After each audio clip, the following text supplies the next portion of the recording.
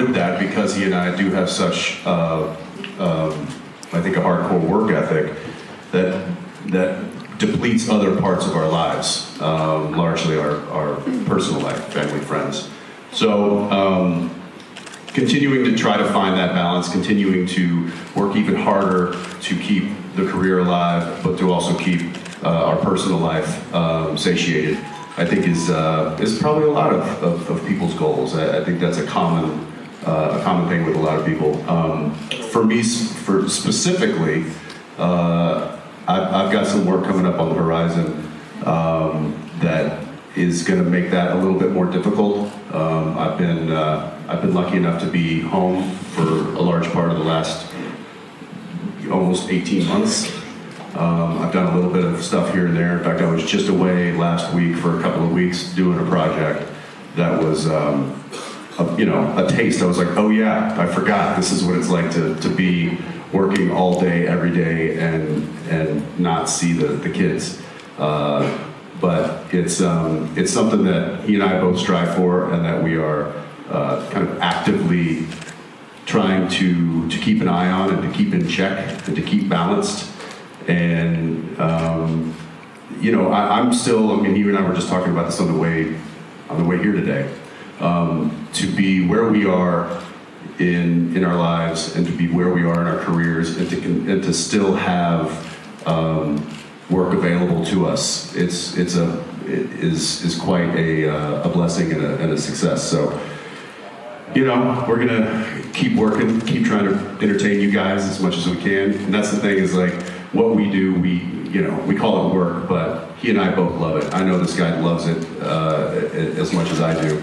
And so to be able to walk onto a set, to be able to bring characters to life, and to be able to tell stories and entertain is something that I get a lot of gratitude and a lot of, what's the word? Help me. I don't know. Satisfaction. Thank you. I get a lot of satisfaction out of. But I also get great satisfaction out of being home and being with my family and spending time with friends and spending time with you guys. And so keeping all that in balance is something that we work hard for, and hopefully that succeeds as well. Yeah, it's difficult, I think, what you're touching on, where we are right now, where we're both 20 plus years into the industry. It's a difficult industry, and he and I have both seen... It's bigger. Yeah. It's gotten much bigger since we first started out. And he and I both, starting in the late 90s, early 2000s, we've seen a lot of people come and go. A lot of really talented, handsome, and beautiful, this and that, and, are not working any longer, though they'd like to. And so early on in your career, whatever that means, oftentimes you end up there are people who just sacrifice everything to get work done, at least while they are, at least before you have kids, before you have a spouse or a partner. Like, well, I don't mind skipping a party. I don't mind skipping a red carpet or a movie premiere or something. Like, let them all go do it. I'm going to stay home and work out or read this script or do something. And then it becomes habit, So you start working so hard, you're like, oh, I'll call my friend back tomorrow. And then tomorrow turns into next month.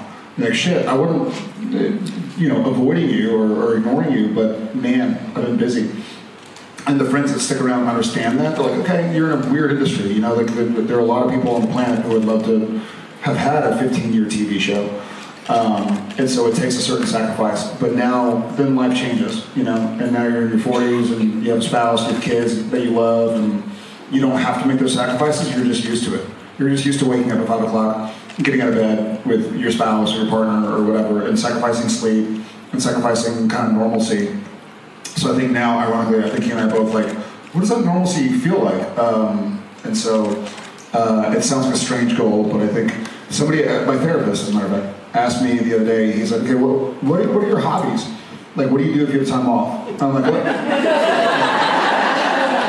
That's cute. I was like, yeah. I didn't have an answer. He was like, if the kids aren't home and Jen's not home, like, what do you do if you have an hour? I was like, oh, I'll work out. I was like, what else? I was like, well, I'll look through my emails and see if I have any work emails to do. He said, what else? I don't know. I didn't have an answer. People talk about TV shows. I'm like, what's that? Like, what's that show you're talking about? Or like, I haven't picked up a guitar in years. Do you read? Yeah. What kind of books do you like? Walker scripts? So I look forward to focusing on enjoying my interpersonal relationships a little more. I've had about a year and a half of me going to my wife, what am I supposed to be doing today? She's probably sick of it and ready for me to go to work, but that's another thing too, is the sacrifices that we make in going to work. We're also asking our partners to sacrifice as well, and that's going it alone without us, and that's difficult. And so we always want to make sure that it's all worth it. But it's it's a constant evolving thing, and he and I have been very fortunate enough to have both camps supporting us. Both our career has been supportive, and both our family and friend life has been supportive. So trying to keep that from blowing up, that's my goal for the next short term and long term. Yeah. Thank you. Thank you. Yeah. Thank you.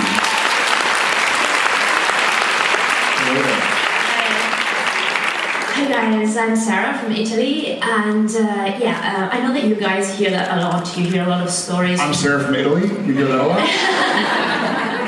No, you hear a lot of stories from people like me who tell you how much it changed our lives, or you had to save our lives. I've been dealing with a chronic illness for years now, and some related problems, including depression. So thank you so much, Jared, for all this good fighting. That means a lot. Thank you. You guys are my go-to place, and not only the show itself, also the show, but also the two of you in real life and your bond and your brotherhood. It means a lot in a world where people tend to bail on their friends and family when things get rough, just because it's easier that way, and you find yourself alone. And so, you two, you're sort of an anchor somehow, an example, and you gave me some hope in humanity back, so thank you for that. And so my question is, this is how I feel, but how do you feel today? You make us feel heard and seen and taken care of, but how do you feel today when you listen to these stories? Is it different from the beginning, where probably it was new and the impact you were having on people was more surprising? Now it's part of the family, but you've also grown up throughout the years, so probably you approach these things in a different way, emotionally, I don't know, maybe, or not? Yeah, I think, well, thank you, Sarah from Italy. Glad you're here.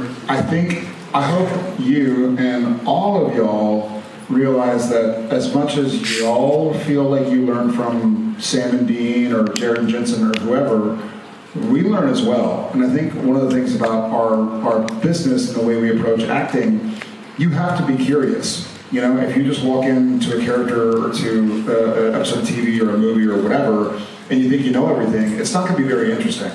But the more people that we get to meet, y'all meet us, we meet hundreds of y'all. And so we hear different stories. And I think he and I are both just curious about people as well. There's some jerks out there, there's some assholes, obviously, and the more people you meet, the more you can go like, I don't really want to see them again.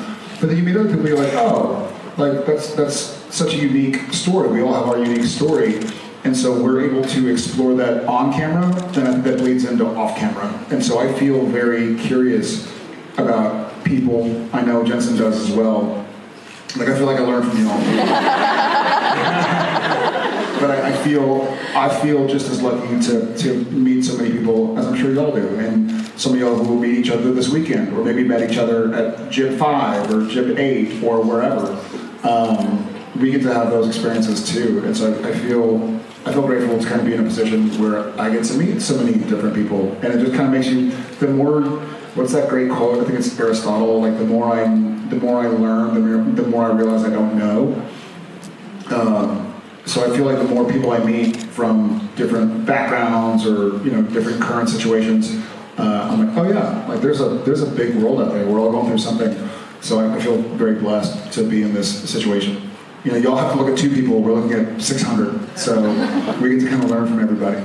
I think the way it's changed, kind of just. I think what you were asking is how has it changed from when we first started out to where we are now. Is I think in the beginning when we found out that people were actually watching the show, and that it was Last year? yeah, and that it was affecting them largely in a positive way. That was very gratifying and humbling and inspirational for us, and it excited us. We're like, oh wow, people are actually responding to this in a great way, and the feedback was awesome. As time has progressed, it's taken on something different. It hasn't lost that. We still get all that, but now it's more. It feels like more of a responsibility in the best way. Of now we have a responsibility to be to take care of that and to nurture that and to make sure that it doesn't sour and that it doesn't go away and that people can still get inspired and that people can still look to the show or to us or whoever, wherever they find their inspiration. We know that that is something that he and I and the other guys and gals that have been part of this crazy experience, we don't take that for granted. We take it seriously, and it's something that we value greatly. And so, I mean, to say it's responsibility, I don't mean that in a negative way. I mean that in the greatest way. It's something that we cherish, and it's something that we want to keep as safe as possible. And so, it's taken on that. That's probably the most, for me, that's the difference between when we first found out to where we are now. And I love it.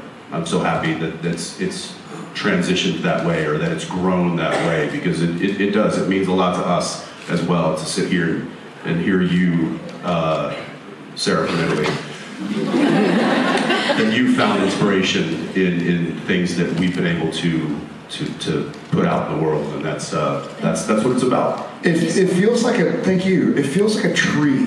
And to his point about in the beginning, it was he and I on set for 14-hour days or 16-hour days or Just a couple little sprouts. Yeah, but like it feels like we certainly didn't do this alone. We didn't build the seed or build the park, but it felt for a long time that there's this tree, that there's this seed. We're going to be the ones watering it, you know? And we had our crew and our writers and our fellow cast and all that, obviously, but it felt like there was a big weight on he and I specifically, he and me specifically. And so at first, he and I were taking care of this little seedling, and then it sprouted a little bit. It's like, cool, like, hey, it's out of the ground. And we kept on doing it. And then as the tree continued to grow, you show up to water it, and you realize that someone just watered it. And someone just pruned the branches, and somebody made sure to give it fertilizer or whatever. We're like, oh, now this is our tree. You know, this is no longer Jensen and Jared's tree that we have to take care of. It's like we're all taking care of it, but so the responsibility, I'm sure we all feel. And when he and I talked for years about when to, I don't want to say goodbye because that wasn't what it was, but when to kind of encapsulate Supernatural at the end of the 15th season, it wasn't like, hey, we're never going to go see that tree again. It wasn't like no one's ever going to appreciate the shade or grab an apple from its branches or something. It was like, okay, I think this is good right now, and it's healthy, and we can go back soon and see what else we can do if it's needed. I guess that's kind of how I think about that.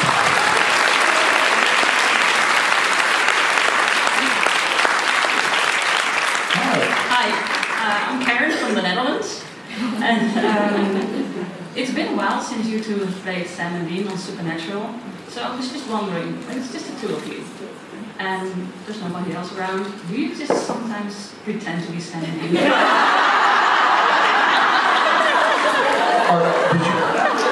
you? I'll tell you the truth if you tell me the truth. Did you bring something with you from the Netherlands and use it this morning?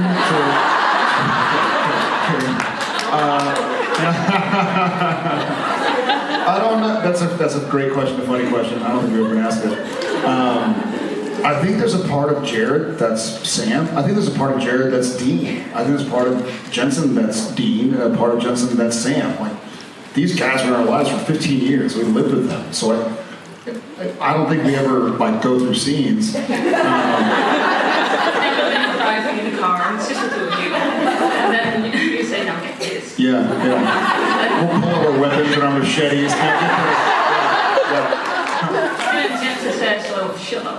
Every now and again, when he and I are together and no one's around, he will kind of take a moment and say, you smell that? And I'll be like, it ain't sulfur.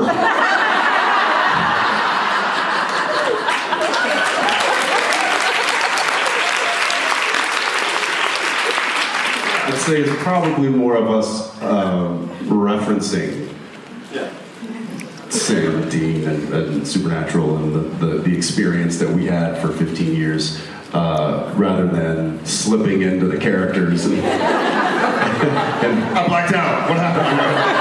somebody yell action. She might be onto something. Like, maybe we should try. Just look around and be like, hey, anybody there? She said when no one else is around. Well, they're right fucking there. No, but maybe every now and again if we're just sitting down, chilling out, be like, anybody here? I don't hear anything. Anybody here? All right, so get this. The lore says...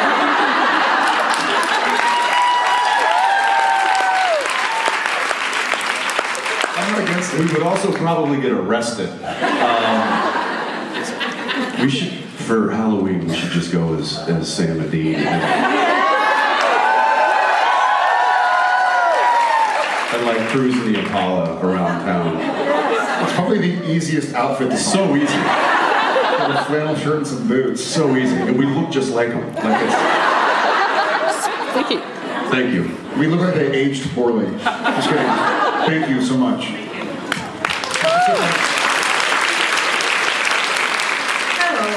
Hello, my name is Valia. I'm from Croatia. I am easily embarrassed and I blush really badly. And I was wondering when was the last time you blushed and why were you blushing? Did you hear the snowplow joke? So it was 13 minutes ago. Blush. I don't blush, I sweat. Like, when I get anxious or embarrassed, I just start sweating. Okay. Again, probably today. I don't know. It's a good point. I don't know. I don't know. This might be weird to believe, but I'm really bad at public speaking. No. It's like this. I feel like I can do because it's more conversational, right? This is just I'm just talking with you guys.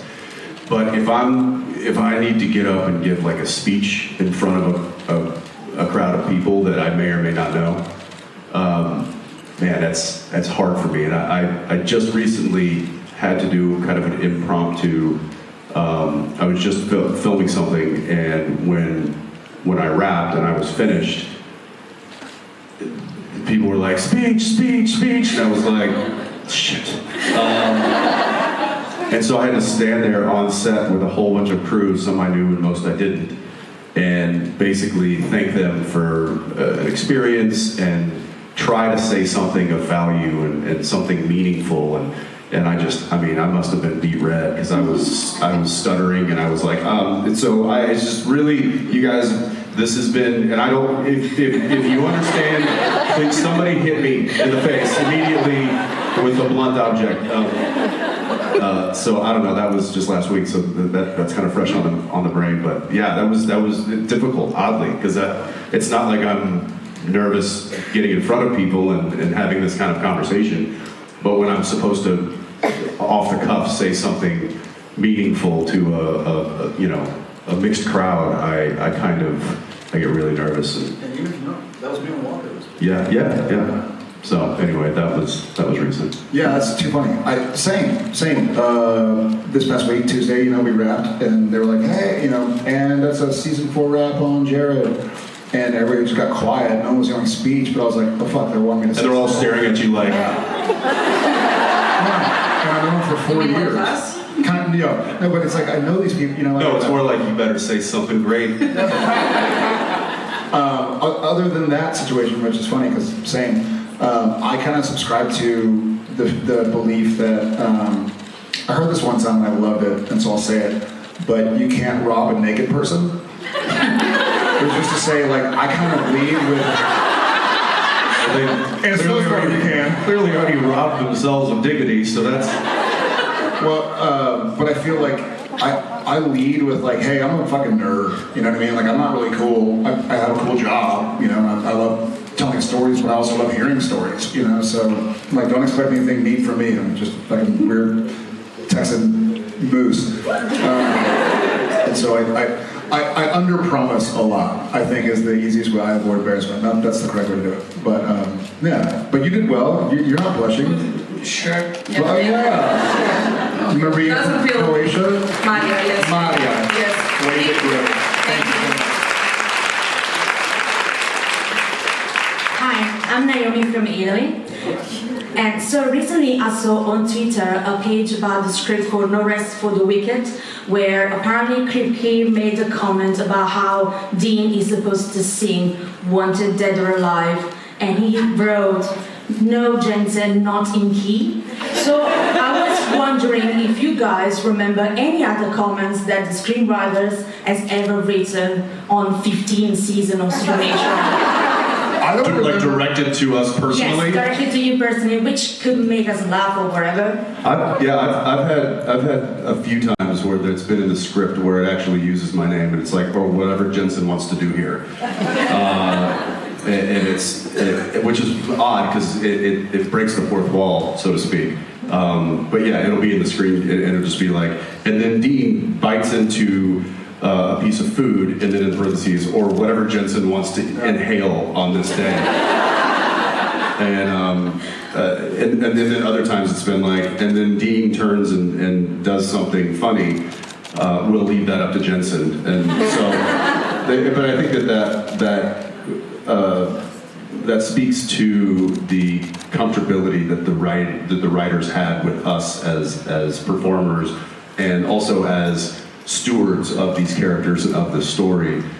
They knew that we were going to do something that was first in character, but secondly that was good for the tone and the story that is Supernatural. So there was a lot of trust, and that trust was printed on the page quite a bit. Not all the time, but quite a bit. Those are a couple times I remember. I was gonna laugh at first. I was like, I don't remember what No Rest for the Wicked was about.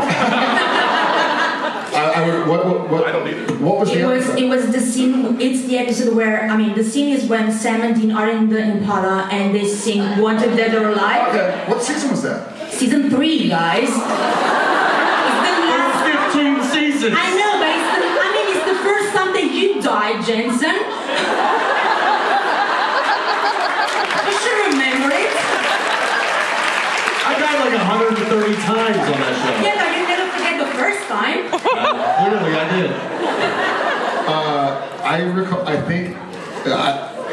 I believe it was the episode where Sam is soulless and he bought a prostitute and he's working out. And I think in the stage direction it was like Sam shirtless, doing sit-ups, abs rippling or something. And I remember looking in the mirror and like, I don't know what the fuck they think Sam looks like. I don't know what Sam they're talking about.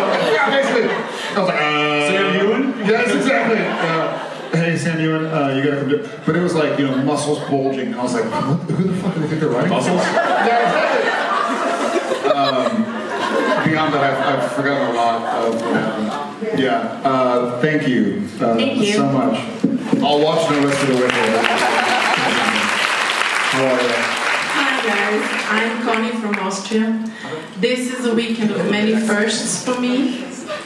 Sorry, what? This is a weekend of many firsts for me. So This is my first convention, the first time I see you guys, the first time I talk to you, obviously, and I'm a fan since season 3.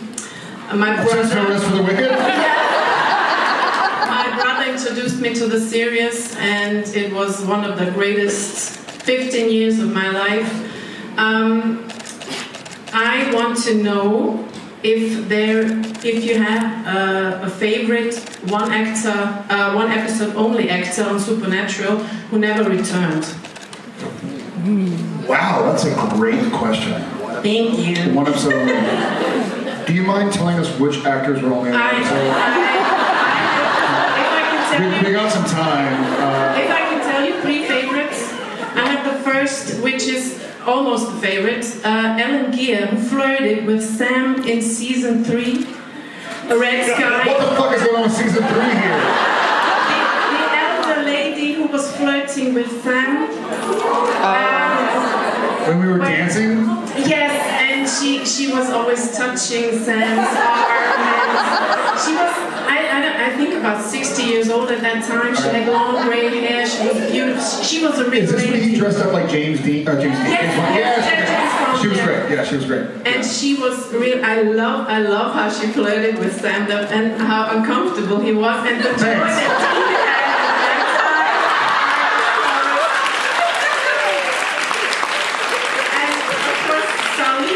I think so. I was going to say Sully. I was going to say Nate. Yeah. And the third one is, I don't know why, but Mary Keller, who played the Leviathan, the real estate lady. She was so funny with the coffee and everything. I don't know. It was just hilarious. So these are my 3 favorite one-time only actors. Yeah. Maybe you have one. I remember the 3 of them. They were all great. In my head, I was thinking Sully. And I deeply wanted him to that. It was amazing. And I've seen some great cosplay of people showing up as Sully with the suspenders and whatnot. That was a storyline I really dug, even though it was 1 episode. I mean, this sounds like lip service, or like something you're supposed to say, but we had so many great actors and actresses that came in and did an episode. I'll say this also.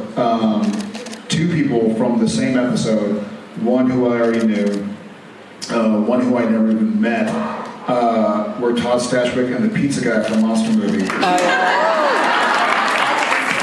Stashwick's amazing. He got to work with him a lot. I had done a pilot with him years prior. And we were watching, I feel like in my trailer, your trailer, and when the pizza, I call him pizza guy, I never met him, so I don't know his name. He's a great actor, but he was so much better than he needed to be. Like, is there garlic on it? Did you order garlic? You know, look at each other like, this guy's really good. Like, this is like he brought something that wasn't even really on the page. But those 2 pop up just because I recently watched the show, as a matter of fact, that episode. Yes, anybody? It's hard because a lot of the fond memories I have of guest stars were because they were so good. They usually brought them back. They found a way to, like Charlie was supposed to be a one-off. Mark Shepard was supposed to be a one-off. I wish you had been. Well, there were so many good, like Jared said, so many wonderful, talented people that came through the door that when they clicked, especially with us, they would usually try to find a way to bring them back. So luckily we were on a show that you could bring people back no matter what happened. I'm trying to think of like people that I was in awe of when I was sitting there. There's so many. There's faces and sometimes there's not names, but I can see a lot. One in particular was just because I'm a massive fan of his, was Gary Cole. He was in Hollywood Babylon, and he's just a fantastic actor. And to be able to sit and watch him work was, especially like being a young actor at that time, I was just like, oh. Because that's largely what he and I, how we learned to do what we do, is we would just sit and watch the people do it better than us and be like, just take notes. You did a good job. Well, thank you. Thank you, guys. Thank you. Welcome to Nashville. I'm also, speaking of, one episode, I'm glad we killed Tiny.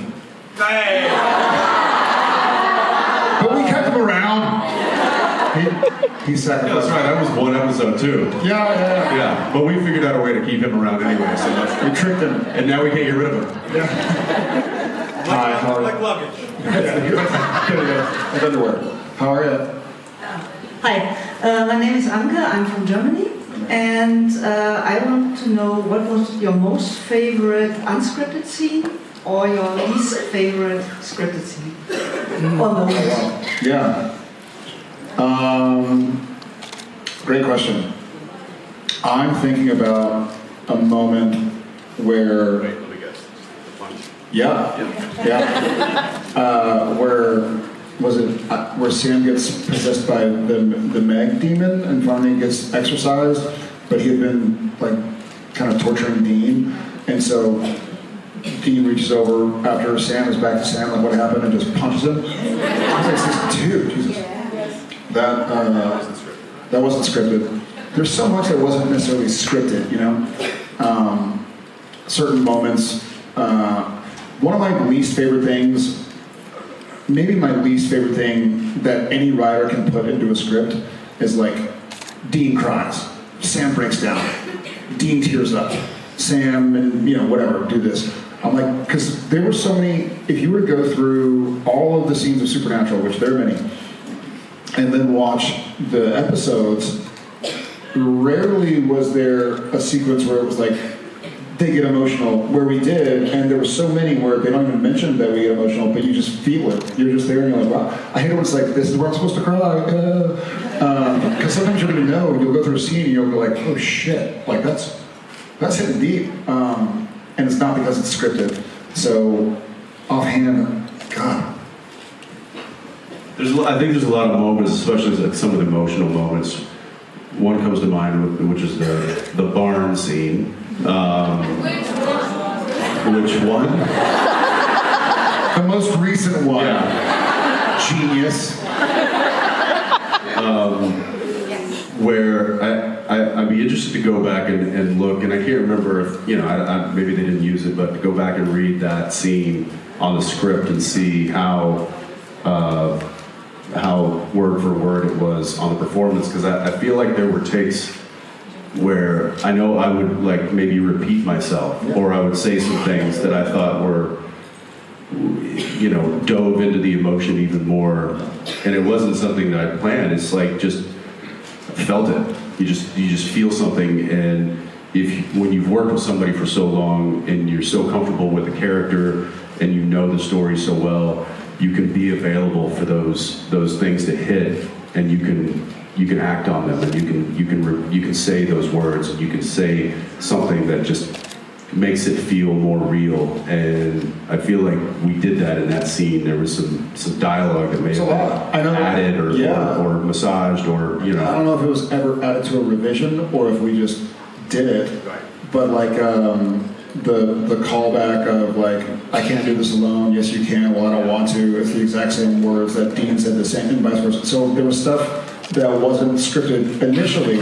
and that goes back to an earlier question about if there's stuff like, gents, do whatever you want.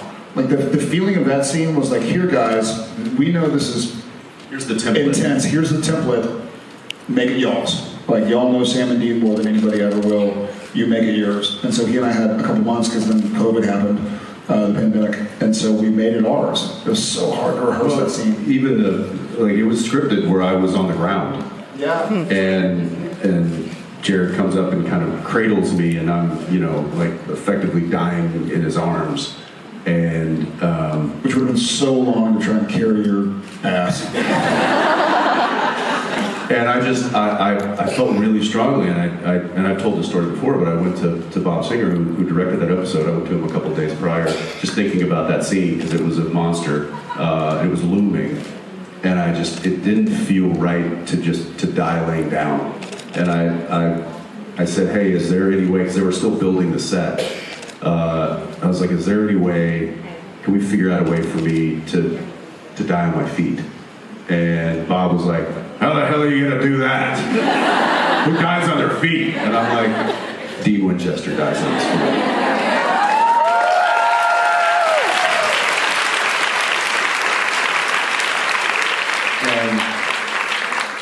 And he made it work brilliantly, because I think he came up with the idea that the impalement was so severe that if you removed it, and then we had to add that dialogue in, so it made me stay there on my feet. And I think it was just such a much more powerful visual to see these two brothers face to face